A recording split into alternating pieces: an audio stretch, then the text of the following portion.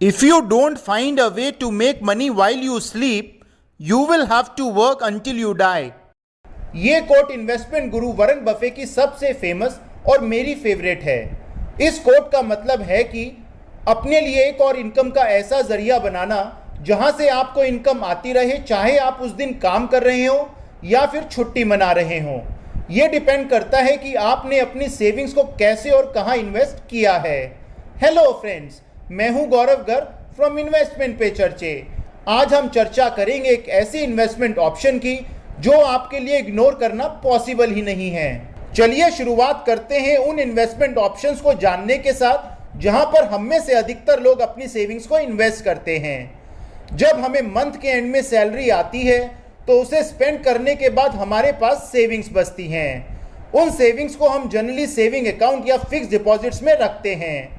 और अगर हम में से किसी ने बहुत ज़्यादा रिस्क लेने की सोच भी ली तो वो डायरेक्ट स्टॉक मार्केट में इन्वेस्ट कर देते हैं। सेविंग बैंक अकाउंट में आपको 2-3% रिटर्न और फिक्स डिपॉजिट्स में 4-5% रिटर्न मिलता है।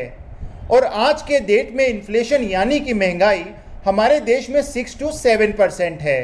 तो सेविंग और फिक्स डिपॉजिट्स दोनों में अगर आप अपनी सेविंग्स को रखते हैं तो आपके पैसे की वैल्यू कम हो रही है क्योंकि महंगाई उससे ज़्यादा तेज़ी से बढ़ रही है।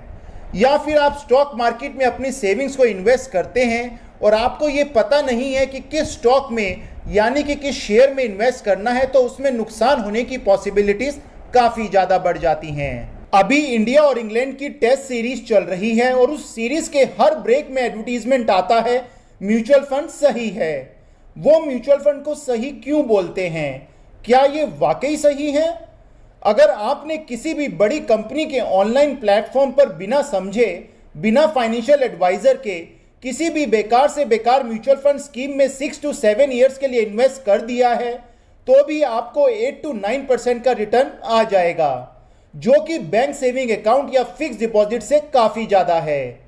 अगर आपने अपने फाइनेंशियल एडवाइजर से डिस्कस करके बढ़िया म्यूचुअल फंड स्कीम में अपने इन्वेस्टमेंट ऑब्जेक्टिव के हिसाब से इन्वेस्ट किया है तो आपको 20-25% रिटर्न भी आ सकता है।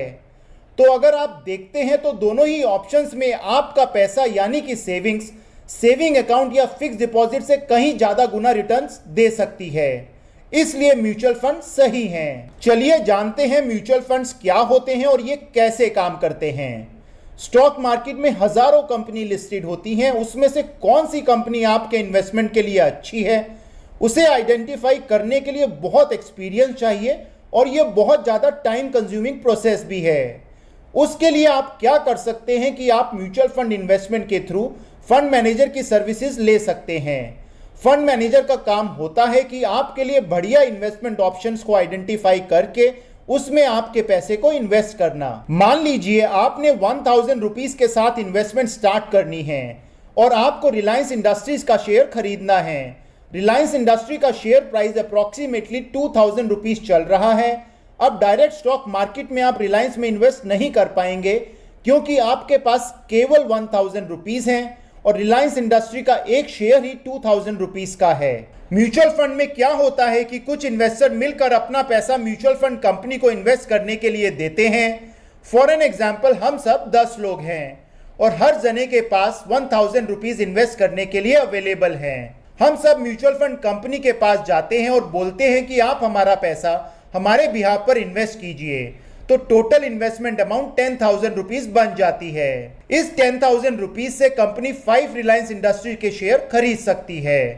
अब आप सोचेंगे कि 5 रिलायंस इंडस्ट्री के शेयर्स को म्यूचुअल फंड कंपनी 10 लोगों में कैसे बांटेगी। इसलिए म्यूचुअल फंड कंपनी शेयर्स की जगह पर आपको यूनिट्स अलॉट करती हैं। इस एग्जाम्पल को ही देखते हैं तो मान लेते हैं कि म्यूचुअल फंड कंपनी एक यूनिट की वैल्यू 10 रुपीज रखती है।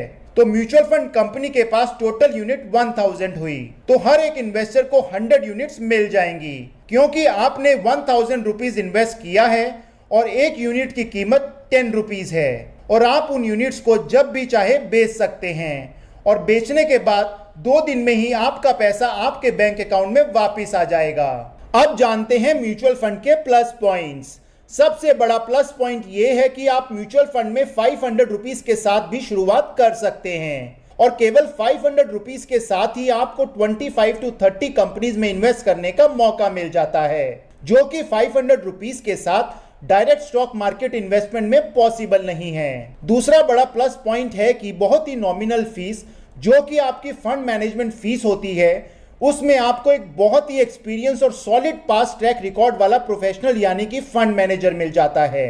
फंड मैनेजर को इंडस्ट्री का 15 to 20 ईयर का एक्सपीरियंस होता है, plus education point of view से या तो वो CA, CFA या फिर प्रीमियर इंस्टीट्यूट से MBA फाइनेंस होते हैं। डायरेक्ट इक्विटी में अगर आपको किसी इन्वेस्टमेंट रिसर्च एनालिस्ट या फिर एडवाइजरी सर्विसेज लेनी होती हैं तो उसमें इन्वेस्ट करने के लिए आपको लाखों रुपए की इन्वेस्टमेंट की जरूरत पड़ती है। एक और बड़ा प्लस पॉइंट ये है कि एक म्यूचुअल फंड लगभग 25 to 30 कंपनीज में इन्वेस्ट करता है, तो आपको हर एक कंपनी में क्या हो रहा है, उसके डेली शेयर प्राइस के उतार चढ़ाव में क्या हो रहा है, वो सब मॉनिटर करने की जरूरत नहीं पड़ती है, क्योंकि उसकी रिसर्च और उसकी मॉनिटरिंग या बाय सेल का काम आपके बिहाफ पर फंड मैनेजर्स करते हैं। चलिए अब जानते हैं म्यूचुअल फंड इंडस्ट्री के कुछ ऐसे फैक्ट्स के बारे में जो म्यूचुअल फंड में इन्वेस्ट करने से पहले जान लेना बहुत जरूरी है।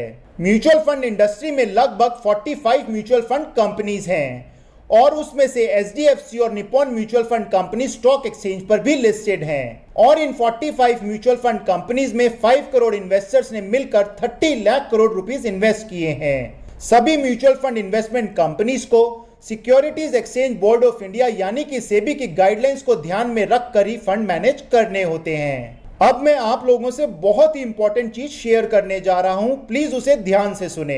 जब भी आप म्यूचुअल फंड में इन्वेस्ट करें तो प्लीज अपनी रिस्क प्रोफाइल, इन्वेस्टमेंट ऑब्जेक्टिव को अच्छे से जरूर समझ लें। अगर आप इन्वेस्टमेंट एक्सपर्ट नहीं हैं तो उसके लिए आप अपने फाइनेंशियल एडवाइजर की मदद जरूर लें। जैसे कि आपने वीडियो के शुरू में देखा कि एक फाइनेंशियल एडवाइजर आपके पोर्टफोलियो रिटर्न्स में बहुत ज्यादा पॉजिटिव डिफरेंस क्रिएट कर सकता है। किसी भी ऑनलाइन प्लेटफॉर्म या नोटिफिकेशन के बेसिस पर म्यूचुअल फंड में इन्वेस्ट करना ठीक नहीं है, क्योंकि म्यूचुअल फंड काफी तरह के होते हैं और हर म्यूचुअल फंड का एक अलग इन्वेस्टमेंट ऑब्जेक्टिव होता है, जिसे आपकी रिस्क प्रोफाइल और इन्वेस्टमेंट ऑब्जेक्टिव से मैच करना बहुत जरूरी है। फ्रेंड्स, आज के लिए इतना ही। उम्मीद करते हैं कि आपको हमारा ये वीडियो पसंद आया होगा। प्लीज हमारे चैनल को सब्सक्राइब करना मत भूलिएगा। नेक्स्ट वीडियो में हम आपके लिए ये लेकर आएंगे कि म्यूचुअल फंड कौन कौन से तरीके के होते हैं और उनमें इन्वेस्ट करते हुए आपको किस किस बात का ध्यान रखना चाहिए। Thank you.